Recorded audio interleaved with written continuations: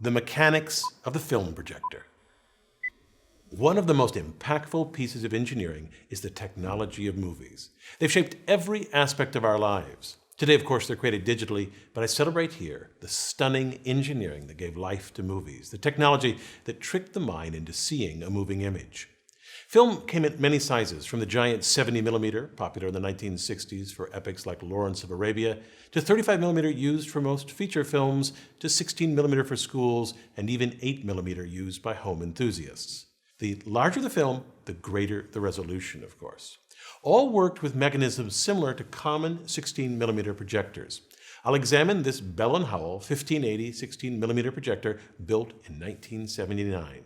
We'll look at the shuttle that starts and stops the film, the shutter that strategically blocks light, and the photosensor that reads the sound, all of which operate in harmony.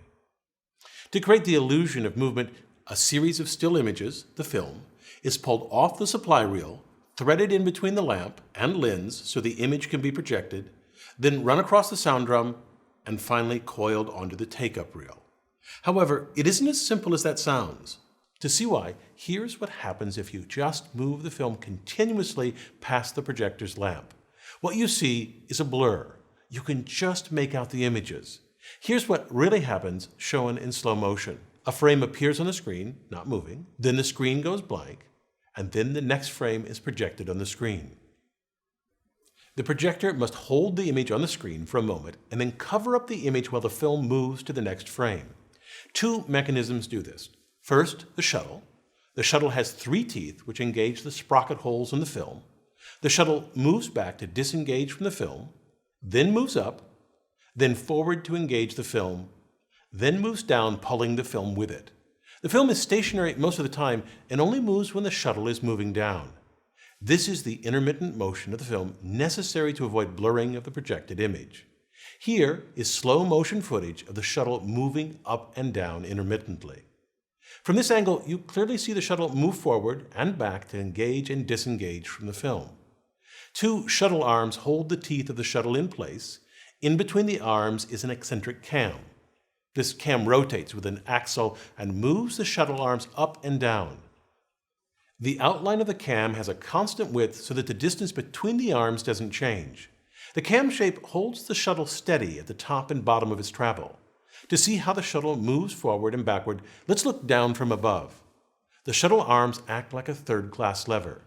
They pivot on one end, and at the other end, a spring force pushes them forward and an effort forces them backwards. This backwards effort is created by a disc tilted a few degrees off of the axle. When the axle turns, the disc wobbles.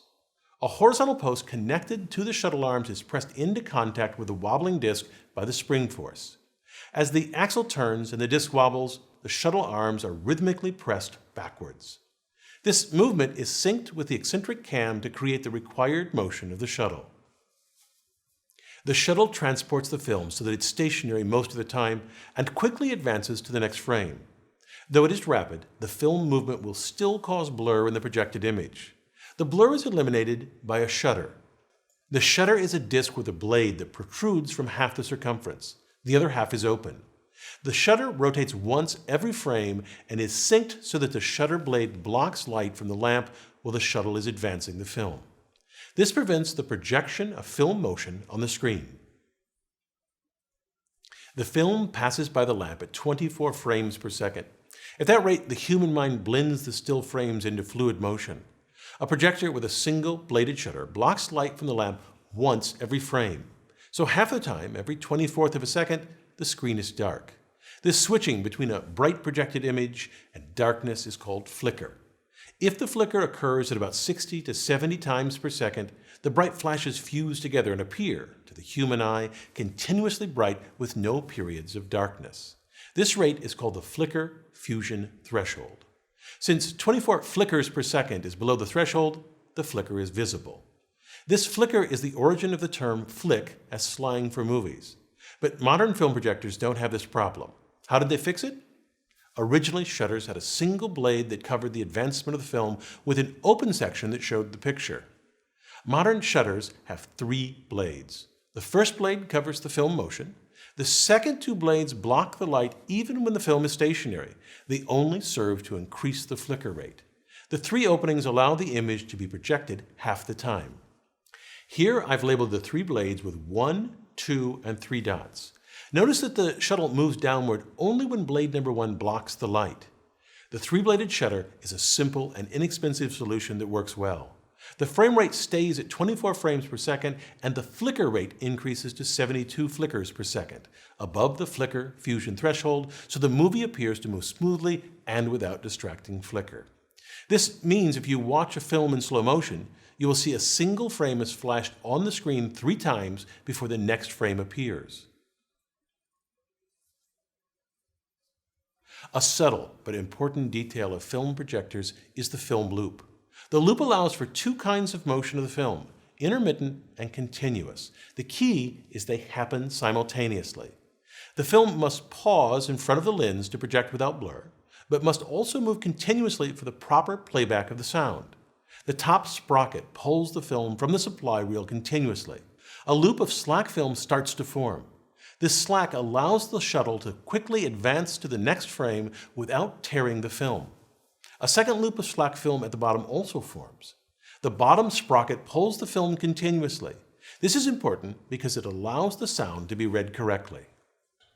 Sound in movies is recorded optically on the edge of the film. After the film runs past the lamp, it runs across the sound drum. To read this optical soundtrack, light shines through a tube with a slit. This concentrates the light on a small section of the film's soundtrack. A photosensor on the other side of the film measures the amount of light passing through the film at a given time. The photosensor converts the amount of light transmitted into current, and this current drives the speakers. A soundtrack that oscillates slowly produces low-frequency sounds. If it oscillates more rapidly, it will produce higher frequencies. The volume is determined by the amplitude or width of the soundtrack. Louder sections are wide, and quieter sections are thinner. Because the image is projected here, and the sound is read down here, the soundtrack is offset 26 frames ahead of the picture in 16mm films. This offset ensures that the picture and sound are correctly synced. To me, the most beautiful aspect of the film projector is how all the mechanisms